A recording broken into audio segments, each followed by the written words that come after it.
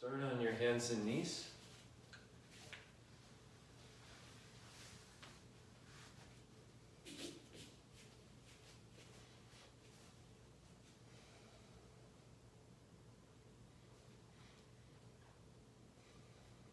Align your pelvis with your rib cage so that you can feel the breath in your low back. So you want the low back to feel open. And you don't want to have any rigidity in the spinal muscles there. So if you feel the spinal muscles feel very ropey, very tense, then chances are the pelvis is either the pelvis is tipped too far forward or your rib cage, your lower ribs are pushed too far down.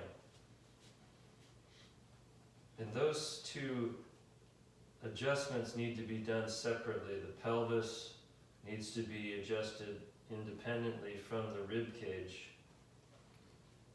Because if you try to do both things at the same time, or for instance, if your ribs are too far forward and you try to correct that by rotating the pelvis, you'll end up just tucking your pelvis and it won't really change the back.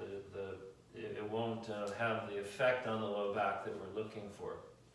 So you really need to figure out, am I too thrusted forward with my ribs, or am I too tipped forward with my pelvis? And you can kind of play around with it, and then usually you'll find a place where the low back opens up and you can feel your intra-abdominal pressure activate and open the lower trunk laterally as well as front to back. And then bring your hands a little more forward and your hips more forward. So you have basically the same alignment here between the pelvis and the rib cage. It's just now the pelvis is lower and the shoulder girdle is higher. And the front of the hip is closer to neutral. Obviously it's a lot more weight bearing, but your ability to weight bear here is largely impacted by your ability to keep the lower trunk stable. And then when you go back with your hips, you're maintaining the position of the spine, you're maintaining the relative alignment between the rib cage and the pelvis so that all the motion that's happening is coming from your hips and your shoulders. And if there's a limitation in the shoulder, either or both of the shoulders, you want to respect that and not force that. Likewise, if you feel like it's too much pressure on your knee, you don't want to force that either.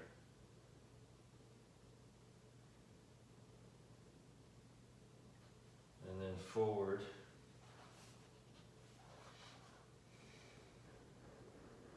So a real common mistake that I see is when students go back, they often will tuck the pelvis to go back, and so they end up flexing the spine. And then as they move their hips further back, that flexion is only increasing. So that's really a spinal motion, not a hip motion. So that needs to be corrected by allowing the space between the pubic bone and the navel to open again. And then that'll take away that tucking action, which comes largely from the rectus abdominis in the front. And then give that feeling of folding in at the hip. And then the other mistake I see is that the hip flexor becomes overly active, hip flexors. And then as a student comes forward, their pelvis will be kind of stuck in that anterior tilt, where the hip flexors on and the lumbar extensors stay tense. So you really have to make sure that as you come forward, you relax the hip flexors and you let the pelvis rotate so it keeps its alignment with the rib cage as you come forward into the kneeling plank. And then once you get the hang of this, it helps to speed up the motion a little bit and do repetitions where you're just transporting that stable trunk and pelvis and maintaining that neutral spine as you move in and out of hip and shoulder flexion.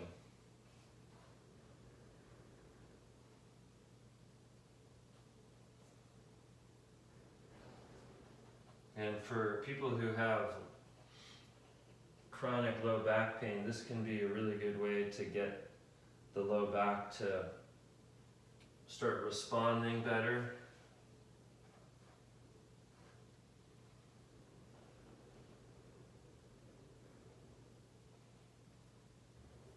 Good. So you can come forward and then lower yourself down. And then lie face down. Now I want to point out here, since I don't have you in front of me, that for some of you, and some of you already know who you are, but for some of you it'll help to use a bolster or even a blanket just folded this way. And if you're using that, you would put your pelvis on it, and the lower ribs, the chest can go off, which will allow the head to reach the floor. And that will help open up the back. So if you find that when you're just lying on the floor, that you feel like you can't really get the tension out of your back, then using the blanket is a really good idea. Also, it just feels good. If this doesn't feel good to you normally, then I would say try to prop yourself up until it does feel good. You want your knees rolled a little bit out. And then you want to try and get your breath in your back.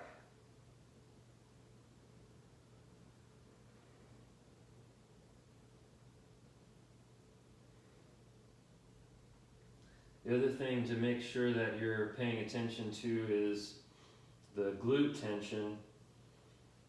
So there's going to be a tendency to use the glutes to tuck the pelvis to try to get the low back to open up.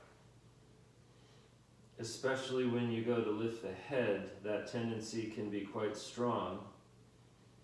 So be aware of not only trying to lift, sort of open up and lift the lumbar away from the floor, but also releasing the glutes and allowing your pubic bone to drop down toward the floor. So your breath and your abdominal muscles and your intra-abdominal pressure are working together to bring the pubic bone down, but without requiring the help of the glutes to do that. And then when you anchor the shoulder blades here, it's a very small motion where the shoulder blade is really just connecting to the outer upper ribs underneath your armpit. So it's a pretty short distance the shoulder blades are traveling. You're not trying to pull them way, way down the back. And then even when you lift the head, start with a small motion. And once the head is up, then try to lengthen more through the crown of the head. And that will automatically begin to increase the height of the head in an appropriate way. Meanwhile, you're monitoring your low back, monitoring the glute tension, monitoring your breath.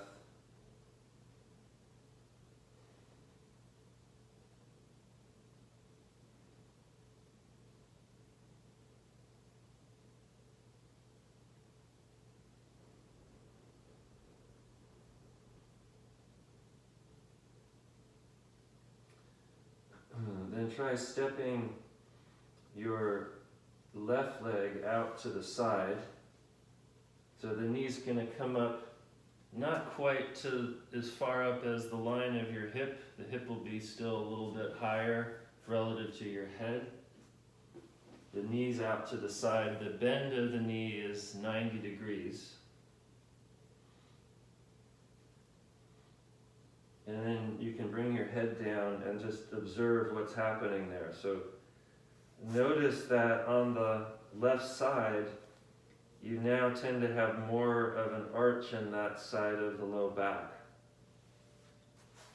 And the reason for that is that the tension in the hip that you've now exposed is causing the pelvis to rotate forward because the hip can't fully accommodate the position that you've put your leg in, which is by design, so that once we expose that limitation, now we're trying to rotate the hip, the pelvis rather, the other way. We're trying to correct some of that anterior tilt, but again, trying not to do it using glute strength. So one thing I'll do is when I have the ability to put hands on, I'll put my hands right on the top of the pelvis and on that side, and I'll drag it down. So you can even try that on yourself.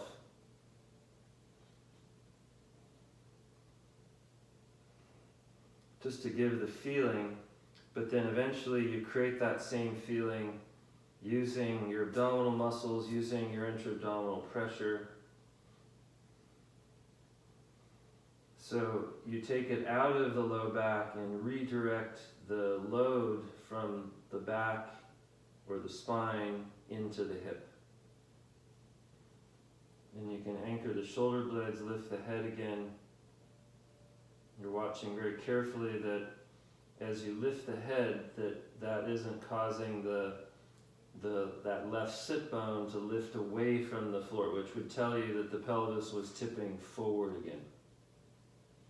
So you want to feel like as the head comes up, the sit bone is dropping down a little bit toward the floor and not the opposite.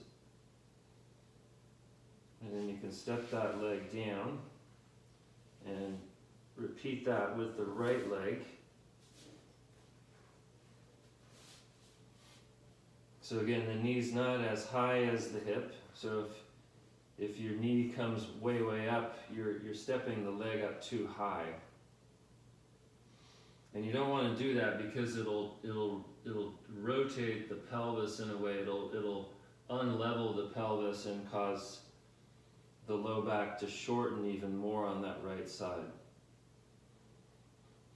And then breathe into that right side. If you want to use your hand to drag the buttock down, back of the pelvis down. Feel that the glute is relaxed. But then ultimately you want to be able to just do that using your abdominal strength and your intra-abdominal pressure. And also just your awareness of how do you stabilize the low back and redirect the load that's brought on by the change in leg position into the hip. And you can lift the head again.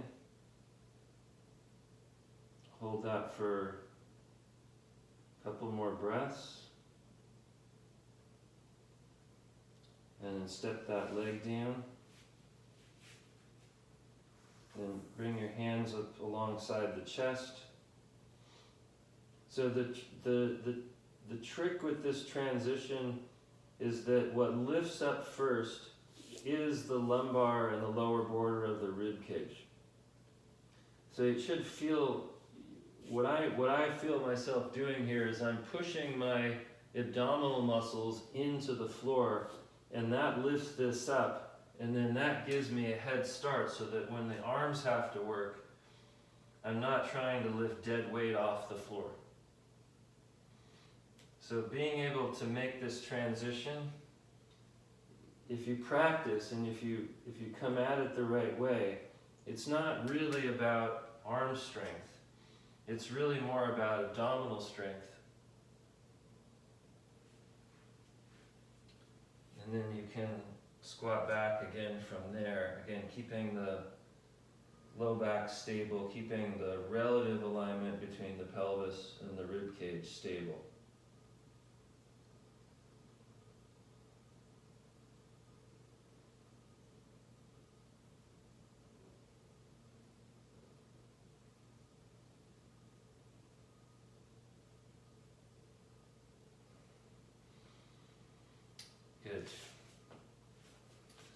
Come back to quadruped. And from quadruped, lift the knees a little bit up. So that's called bear. So you're in bear. And so bear is, there's kind of a lot of latitude on what you want to call bear. Bear can be the knees just a little bit off the floor.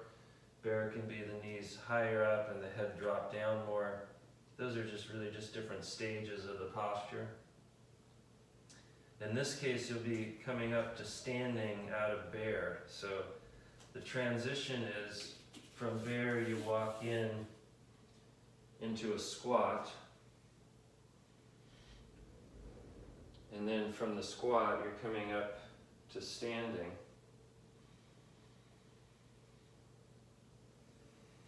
And then bringing the feet back to pelvis width. Good. So let's do a calf stretch.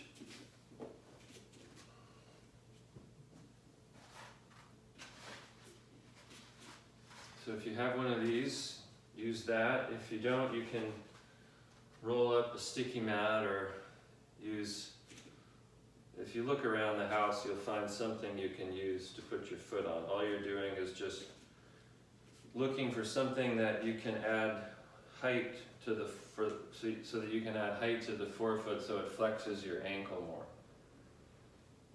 So these half round rollers are pretty handy, but they're not essential.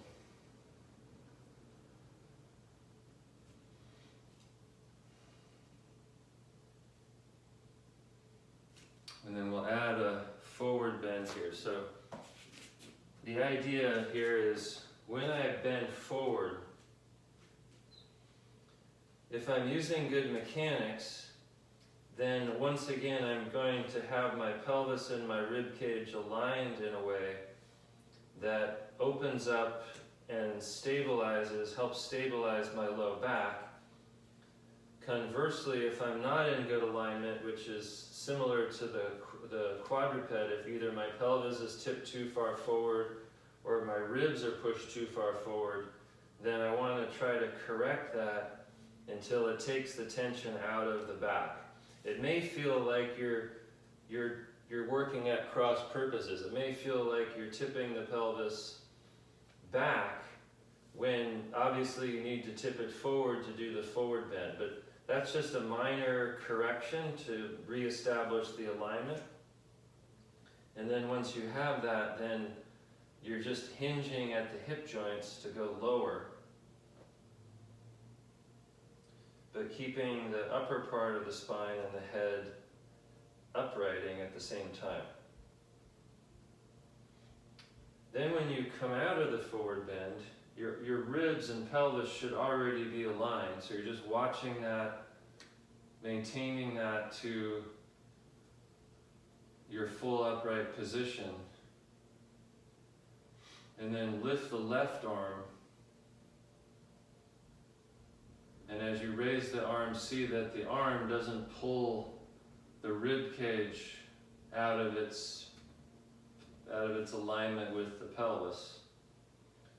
Also watch that the arm doesn't pull the hips forward further forward than is optimal.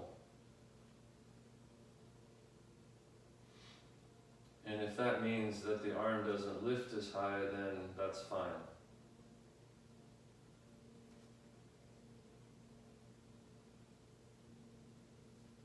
Shoulder blade anchors to the ribs, ribs anchor to the pelvis. Pelvis is anchored down through the left leg into the floor. And you can release that and switch to the right side. Right and left sides don't matter too much here, so don't worry about it too much.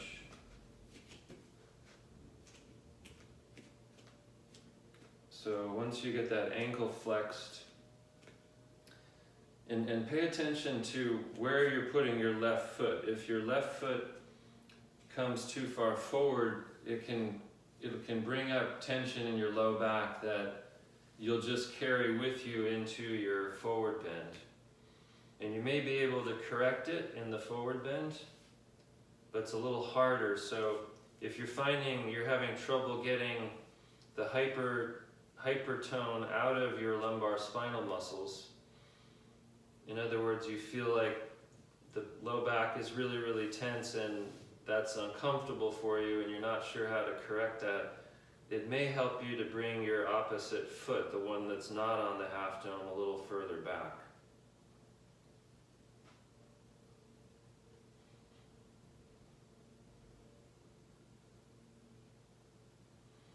And then, once again, when you come upright, you want the pelvis and the rib cage to move together, to stay connected. Then when you lift the arm, you'll be able to see what is a shoulder motion and what is a low back motion or a hip motion.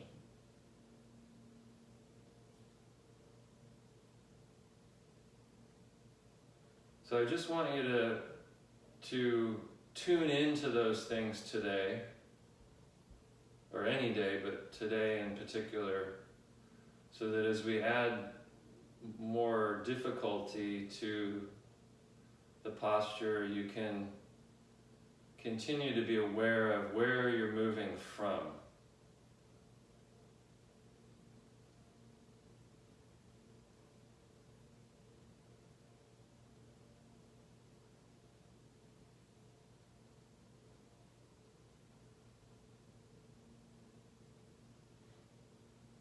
Also watch the head position. There's a tendency I find when we start hitting end range in the shoulder to pull the head forward. So it's a little odd, but there's this impulse that we want to get the arm alongside the head, but sometimes we'll move our head alongside our arm instead. So particularly if you have a tendency toward hyperkyphosis, you need to watch that you're still uprighting your head while you're lifting your arm. And you can release that. Good. So try this variation on the top of the foot stretch where you're taking your foot back, let's say it's your left foot, and the toes are back, and then you're lifting your left arm. And you can do those, if you want, do those things at the same time.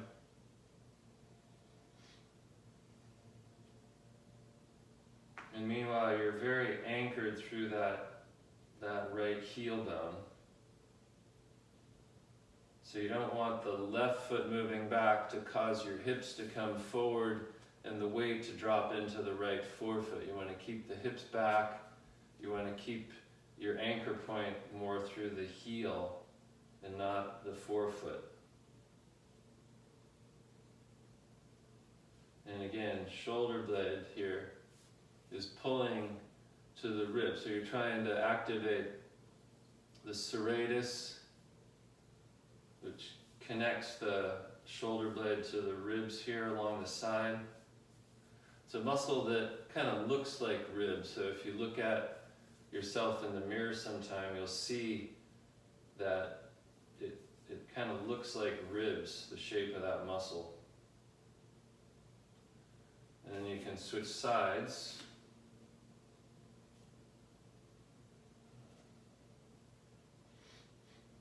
As I mentioned before, be careful that you don't take the leg so far back that it's dragging the pelvis into an anterior tilt. So if your hip extension is limited, then you would keep the foot a little bit more forward here.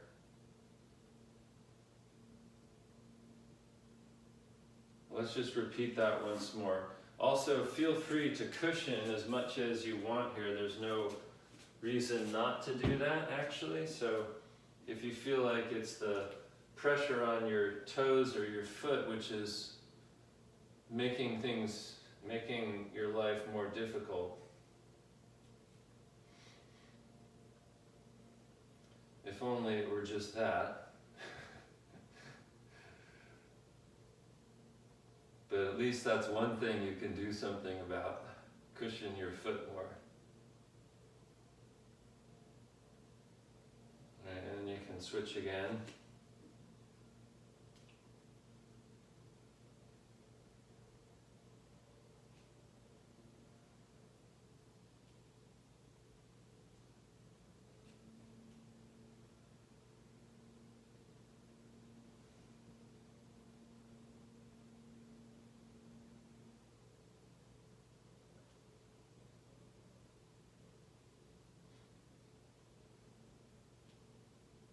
And release that.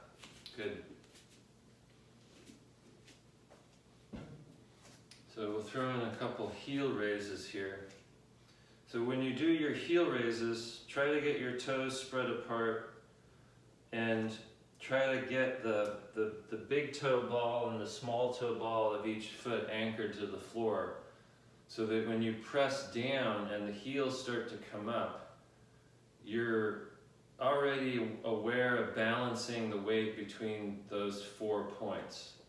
Big toe ball of the right and left foot, small toe ball of the right and left foot. You want to control the ascent, the lift, as well as the descent, the lowering.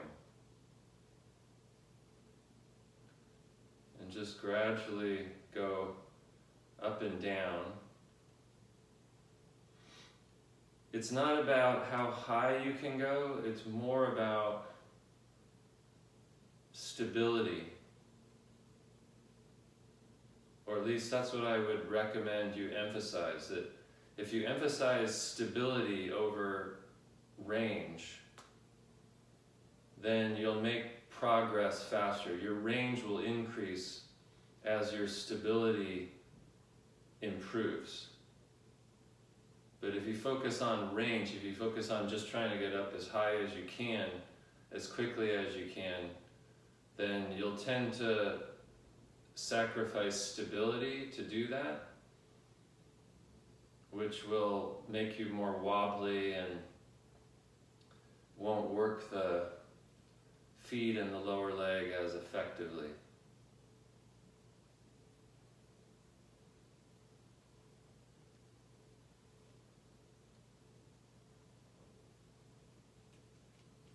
Good. And then do just briefly a squat. Doesn't have to be very low, but take your feet a little wider. You can turn the toes out slightly. Stretch the arms forward. So you want to look down and not forward, so that the head doesn't stay aligned with the wall in front of you, but stays more aligned with your spine. And you're reaching back with the hips and out with your knees here. So just a couple breaths. And as you go back with the hips, there's a tendency for the pelvis to tip too far forward, creating pressure in your low back. So then you need to tip the pelvis a little bit back, which again is going to activate those lower abdominal muscles.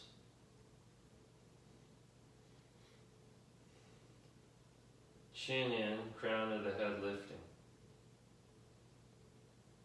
And you can come up from there and just rest a few breaths.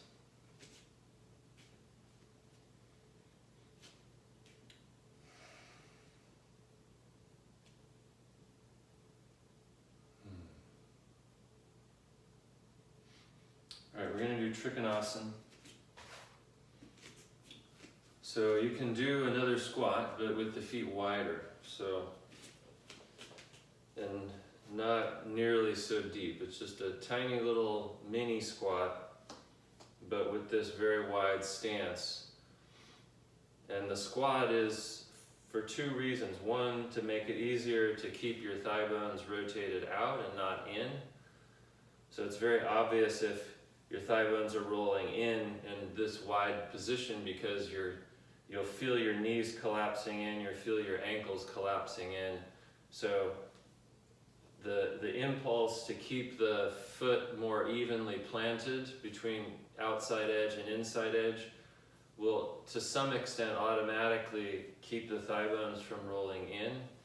And then that'll help you to align your pelvis with your rib cage. And you can turn your feet to your right. And you want to keep that rotation, especially on the right leg, on the front leg here. And then when you straighten your legs, you're maintaining the action of the rotators. Stretch the arms, lift up the crown of the head. Try and drop your shoulder blades a little. Inhale, and as you exhale, bend around that right hip and reach down. As you reach the opposite arm, the left arm, away from the right arm, uprighting and turning the head to look at the upper arm, upper hand.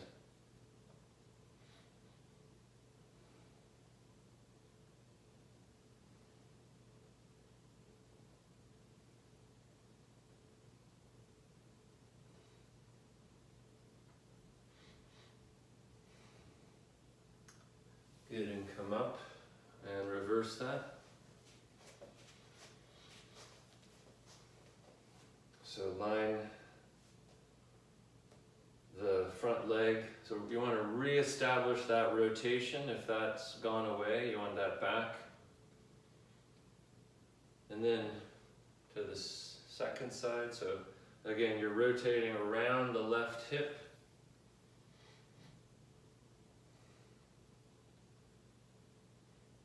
If you think about that 3 months prone posture we did earlier, where you're lying face down, and then we did the variation where you step the leg out to the side. You've got a very similar thing going on now in your left hip. And the pelvis will behave very similarly to that, in the sense that the left side of the pelvis is going to tend to tip more forward than is optimal. So you're trying to get that left side of the pelvis to remain upright to the rib cage here and not let it tip too far forward.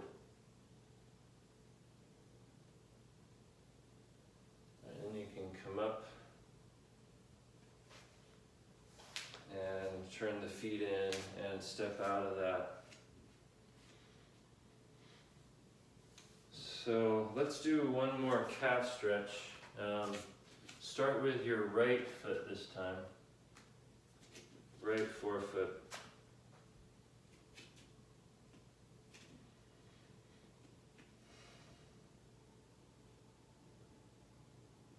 And then raise the left arm. So right leg, right foot on the half dome, left arm lifting.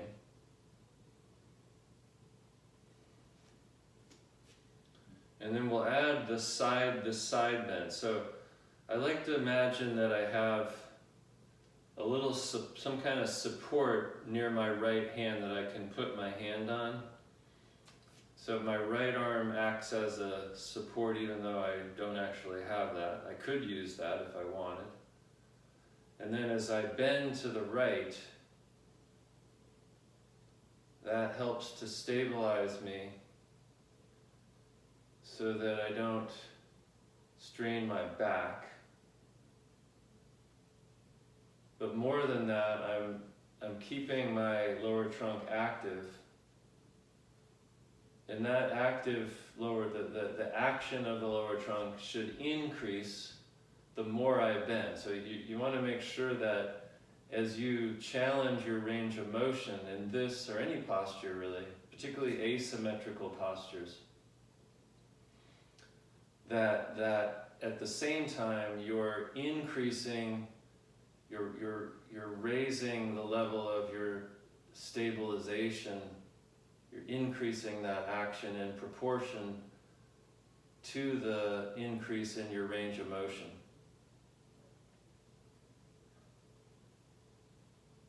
And you can come up from there, release the arm. Switch legs.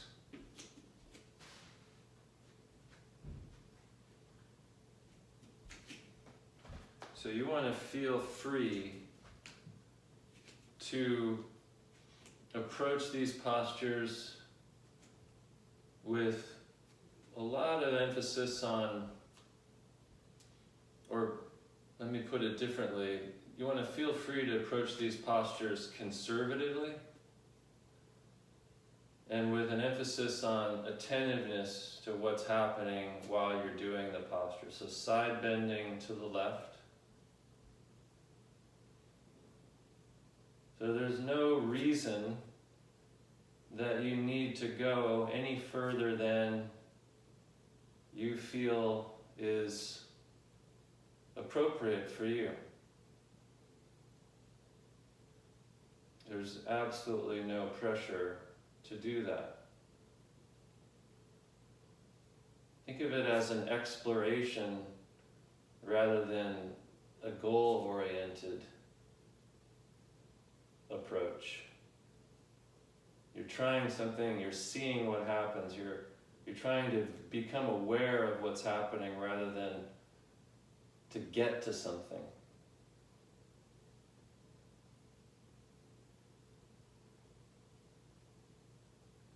And then you can come up and release that. Good. So we'll do Trikonasana one more time. You can set that up.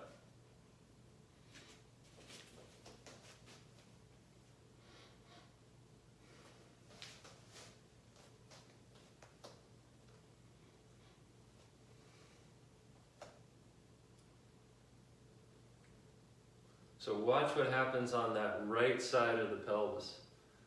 And one thing you're going to notice is as you go down, the buttock tends to tighten up. And the reason it does that is because the pelvis is already wanting to rotate forward on that side. So you want to see if you can get that buttock to release. And the way it feels to me, the way I describe it is, it feels like that right buttock is dropping towards your left foot, releasing toward the left foot. And what comes, the feeling that goes along with that is a lot more space and freedom in the lower back, especially on that right side. The left side will feel more tension because that's the side that's getting loaded, and that's intentional. So there's a very deep stretch going on, loaded stretch, eccentric stretch, if you will, on that left side through that whole left lower trunk. And you can come up from there, reverse that. So when you're at this stage, the glutes should be relaxed. Your lower abdomen you should feel the breath in the lower abdomen. You don't want to make sure your breath isn't getting pushed up into your chest. And then when you go down, notice the tendency for that left buttock to tighten. And then see if you can release that tension and notice if you can do that. You may not be able to, but if you can, when that happens, which it will eventually, notice what happens. Notice what else happens when the glute lets go.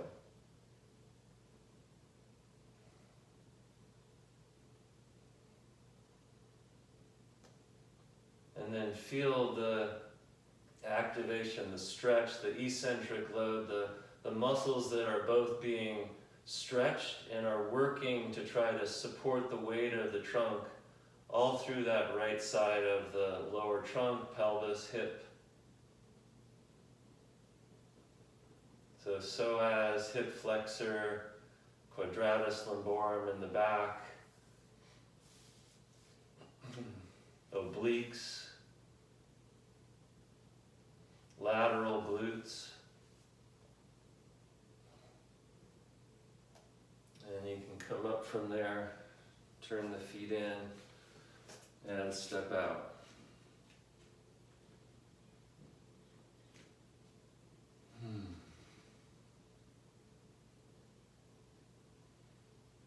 Just pause a moment, let the breath recover.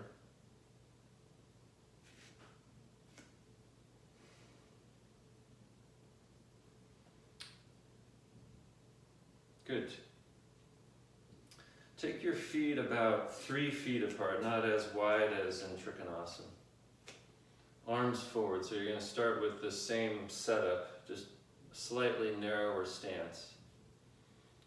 And then I just want you to practice turning into a lunge. So you're going to turn to your right, and as you turn, your right foot turns out, your left foot steps over a little to the left, and the heel comes up, and the left side of the pelvis comes around. So your pelvis and your chest and your right knee and right foot are all pointing in the same direction here. You're just going to pause there a moment. And the emphasis is on just trying to find a stable posture there, not trying to do too much, but just try to get to where you feel like you're pretty solid in that position. And then we'll reverse that and go to the left side.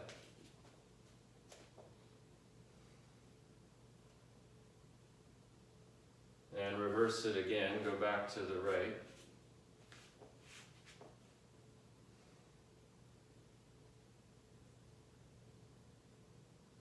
And back to the left.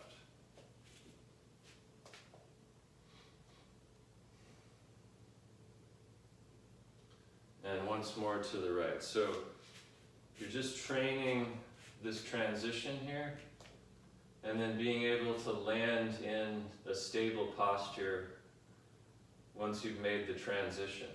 And once more to the left. So if that's already challenging for you, then that's what you want to spend the time working on. And back to center. And then you can step out for a moment.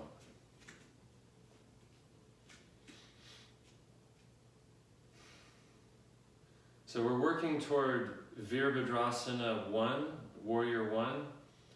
And for Virabhadrasana 1, we need that transition. We need to be able to have stability in that lunge. So, as I said, if that's already challenging for you, then your Virabhadrasana 1 for right now could very well be this posture. All right, I'm going to add more to that you're of course welcome to introduce, but if you're wobbling around, you feel very unstable, then I wouldn't do a lot of the variations. I would just focus more on how do I get stable, which is, again, largely about getting the pelvis and the rib cage to line up. So the advantage of being able to lift my back heel, besides the fact that it works my foot more, is I can drop my knee a little bit, which allows my pelvis to upright, which allows me to use intra-abdominal pressure to stabilize my lower trunk better. So that's really what you need. That's the main thing. That's the posture is there, actually. Everything else is just kind of an add-on to that. So without that, you don't have the posture, even if it looks like that's the posture. So go ahead and separate the feet. And we'll do it once more. And again, feel free to the right. Feel free to be conservative and to just take your time, right? Once you feel stable in this position, once you feel like you're reasonably comfortable here, try reversing the arm. So now your left arm is reaching forward. The right arm is supporting. And then the next step would be to keep the pelvis stable. So the pelvis remains connected to the rib cage. And then you're stretching the back leg. So the left heel stretches, the left knee stretches. You're trying to get that heel down, although that's less important. And you want to make sure that when you stretch the back leg, it doesn't just drag the pelvis with it. If that happens, then be much more conservative about how you stretch that back leg. You can start to lift the left arm. You want to make sure that lifting the arm doesn't pull the rib cage with it. So breathe into your low back and keep using your abdominal muscles and your intra-abdominal pressure to stabilize the lumbar. Next step would be lift the right arm. Now let's say you lifted both arms up and you feel a lot of pressure in your low back. I would lower that right arm and I would bend the back knee a little bit and I would try to get the tailbone to drop a little bit more and reset the low back. Right? If your low back feels fine, then you can start to create a back bend in the upper spine. So you're reaching and taking the head back here and eventually sitting a little lower with that right hip.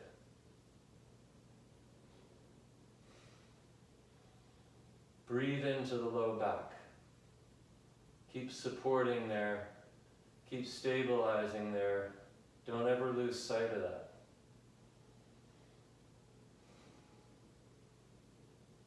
Right, and then you can lower the right arm, left arm in front. Come up a little, eyes forward. Then turn back to the center. Take a few breaths there.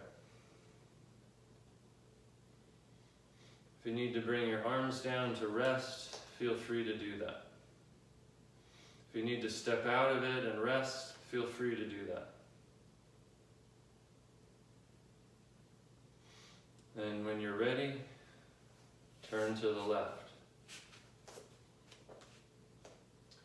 So find that key element of the posture, which is pelvis lines up with the rib cage.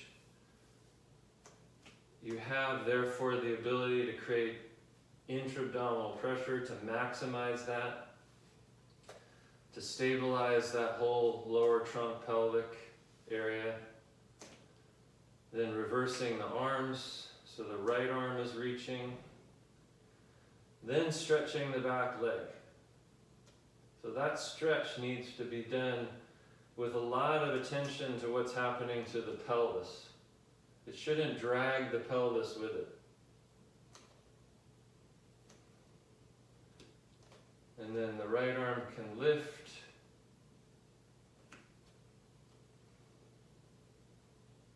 And then the left arm can lift. So just take it in stages. If you get to a stage where you feel like that feels like too much, just dial it back.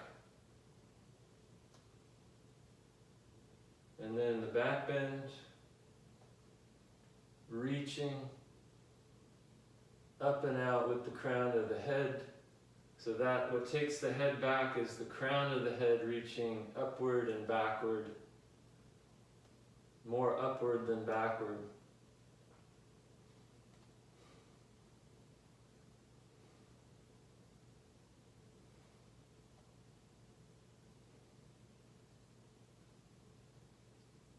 And you can bring the left arm down, eyes forward, right arm forward, reverse the arms, turn back to center, step in and come out.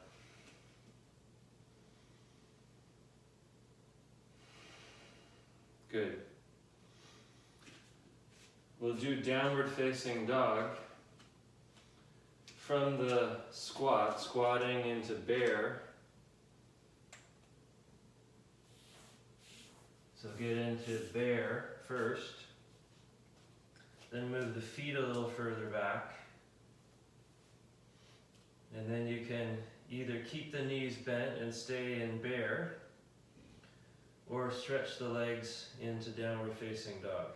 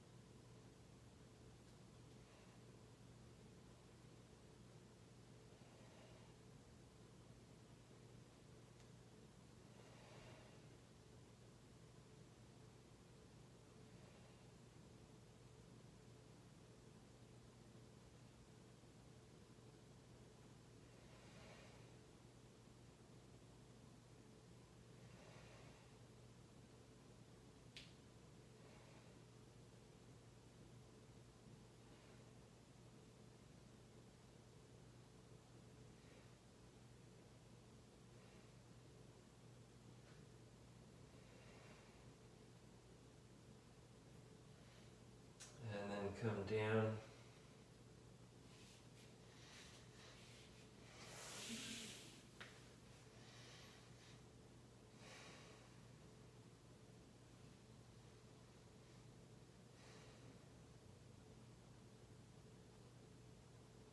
If you can sit in Virasana,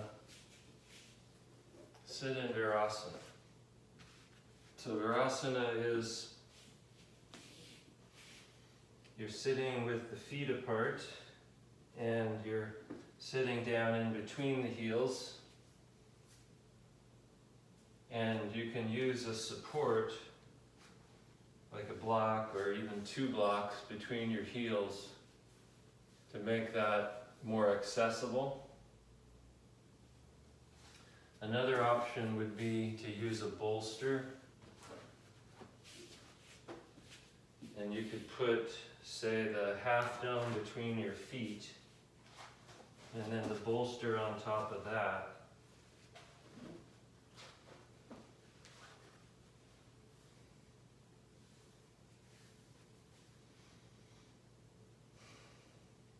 If you just simply can't find a position that's not putting strain on your knees and or your ankles, then I would say just sit cross-legged, which would look something like this, where you're sitting on a height, bolster or block with your legs crossed, so that's also fine. And if sitting cross-legged is painful for you in some ways, then, or in any way, then you can sit in Upavishtakonasana. Also on some height probably would be a good idea. I'm going to sit in Virasana.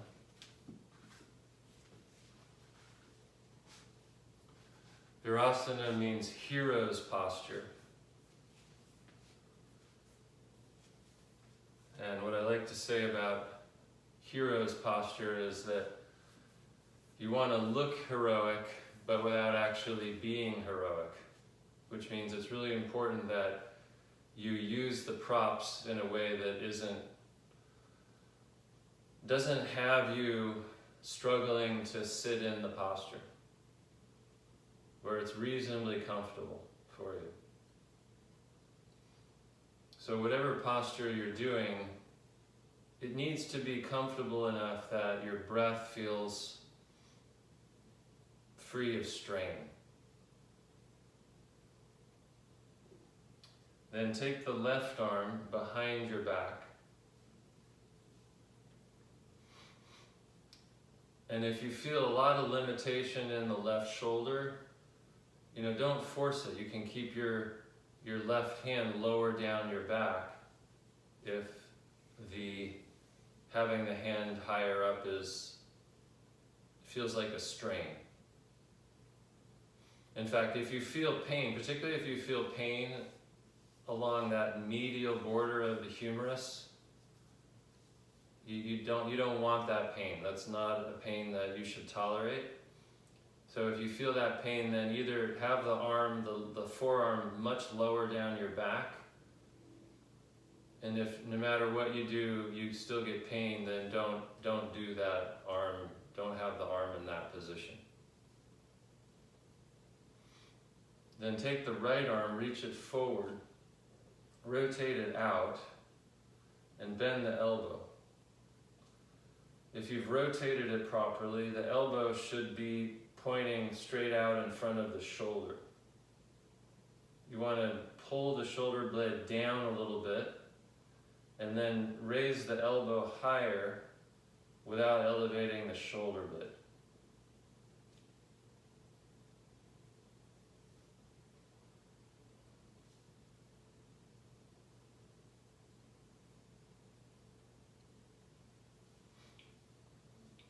So we'll come back to that. Go ahead and release that, both the arms. And you can take the right arm back. Adjust the height accordingly. And again, if it feels like no matter what you do, your shoulder hurts and you're not sure what else to do about it, just keep the arm here. Don't worry about that arm being behind your back. If you can do it, great. If you can't, it's not a big deal for right now. Then stretch the left arm forward, rotate that arm out, particularly the upper arm here. That's really what counts here. And then bend the elbow. And if you've rotated it properly, the elbow will stay right out in front of the shoulder. If you've rotated it in the wrong direction, when you bend the elbow will shift laterally that way. So make sure that you're externally rotating and not internally rotating your upper arm. And then you want to pull the shoulder blade down before you've lifted the elbow any higher. Pull the shoulder blade down a little, and then start lifting the elbow up higher without elevating the shoulder blade. You'll notice that the level of challenge goes up rather quickly here. You don't have to move the arm very far before it's already a struggle to do that. Your elbow's going to want to go out very, very quickly. So let's help the arm a little bit, one arm with the other. So release both arms, stretch the right arm forward, rotate the right arm out, bend the elbow, and then put your left fingertips on the inner right elbow and push that elbow. Give a little bit of resistance and push into that. Pull the shoulder blade down and then start to raise the arm up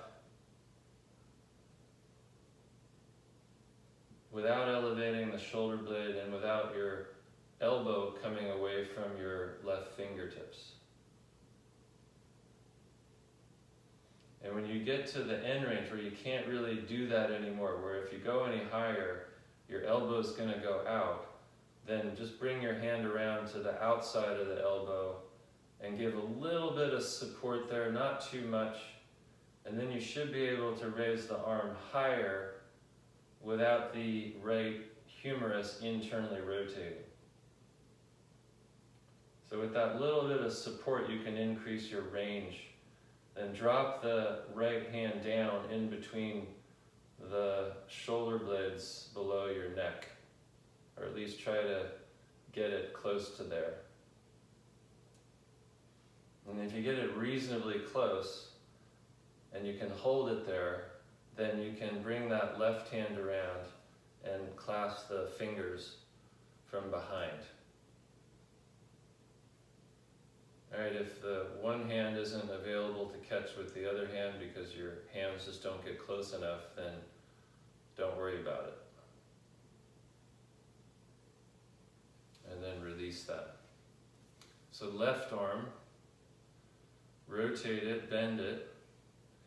Then with your right hand, you're just giving a little bit of pressure on the inner elbow. So you're trying to push the elbow out a little bit, but you're not letting that happen, which means you need to activate the rotators in your shoulder a little bit more strongly.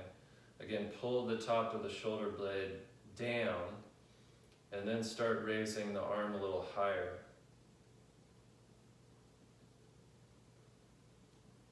When you reach your end range with that approach, then bring your hand, your fingers to the outside of the elbow and provide a little bit of support there, not too much. You're not using your right hand to lift your arm here. Incidentally, you're just supporting from the outside. And then you can lift that left arm likely substantially higher with that support. Then you bend the elbow, you bring your fingertips down in between your shoulder blades below your neck. And then if you can hold it there, take the right hand behind and clasp.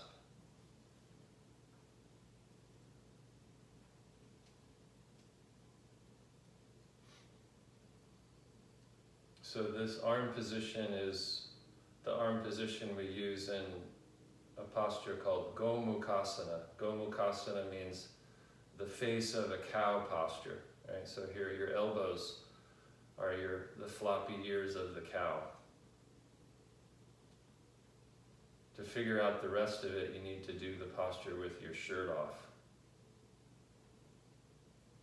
So you might think about what are your eyes here. It's not your actual eyes, your cow eyes. Right, and you can release that. And then stretch out your legs.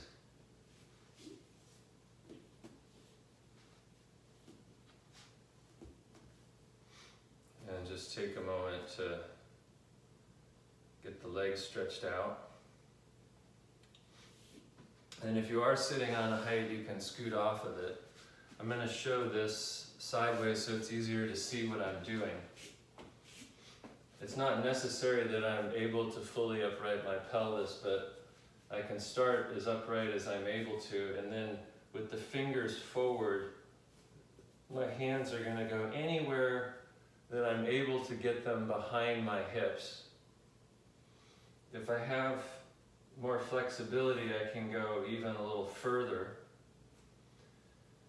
Try to find that place that's as far back as you feel like you can reasonably go, where the heel of the palm is just starting to come off the floor.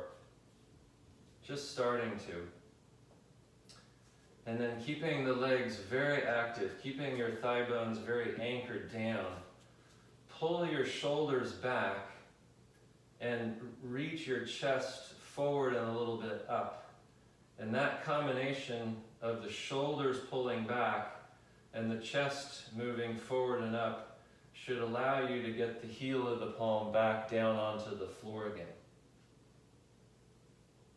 You want to feel like the sensation in your hands and wrists is one of stretching but not a lot of weight bearing. So you're not leaning back on your hands here. You're trying to keep the weight more in the pelvis and the legs,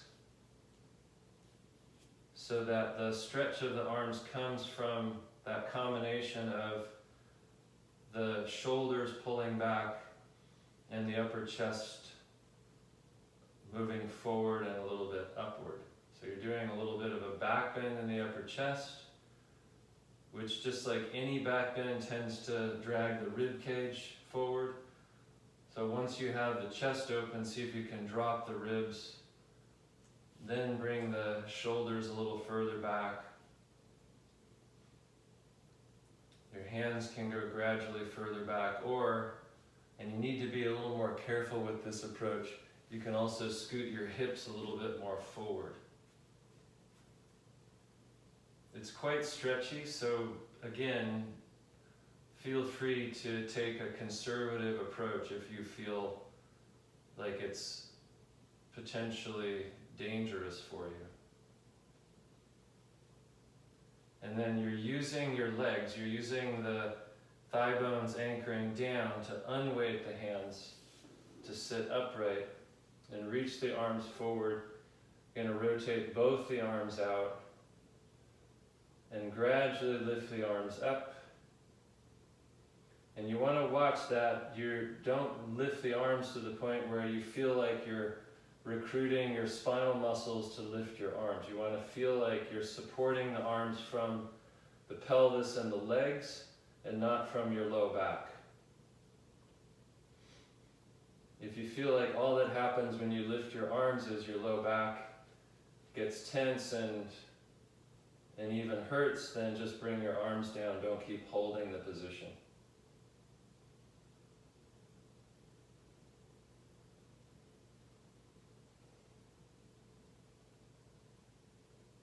And you can release the arms, bend the knees, and then lie back.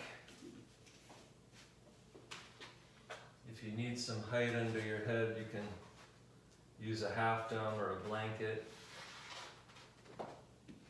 Actually, I'm going to have you lift your pelvis here.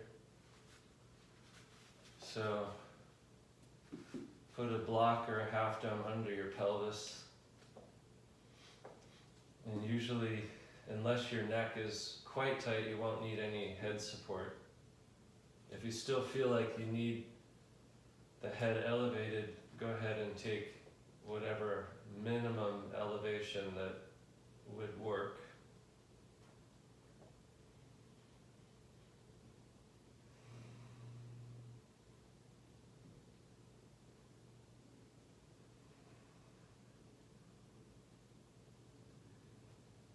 And then you can begin to relax a little.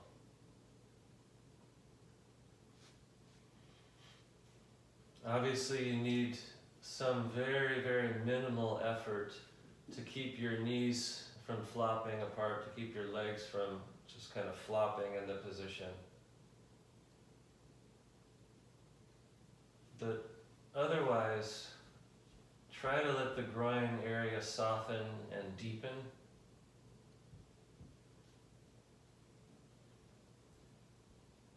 You're going to notice some amount of depth and space in the groin. That's a natural result of just having your body placed this way. So notice the feeling of depth and space in the groin that you perceive there. And then become aware of that feeling of depth and space increasing solely just because you're noticing it happen. Through your awareness and with the help of gravity and with the help of the block support,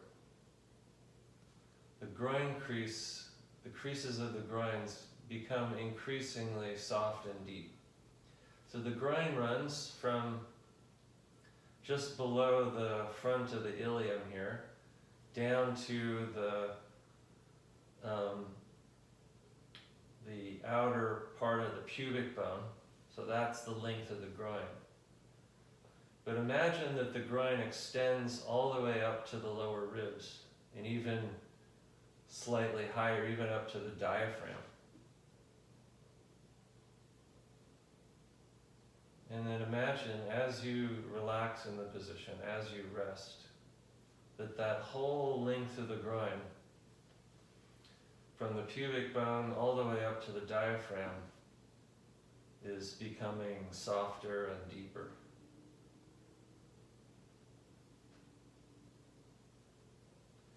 Pelvic and abdominal organs relax and settle into the back of the body.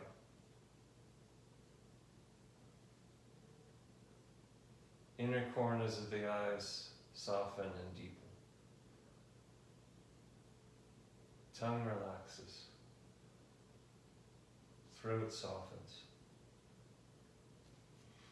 The creases which naturally form along each side of the thyroid cartilage in the throat, on each side of the Adam's apple for men, those creases become softer and deeper. The jaw relaxes. The space between the upper and lower jaw bones increases. The feeling of depth and space in the inner ears increases.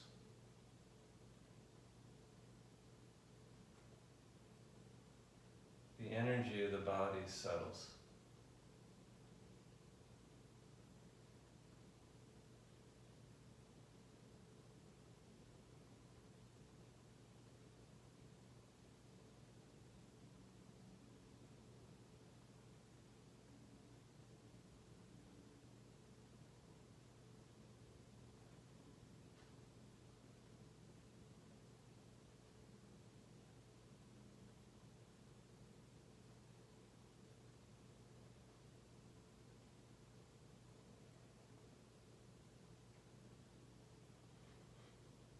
And when you're ready, you can lift the pelvis up, take out the block, come down, stretch out your legs for just a moment.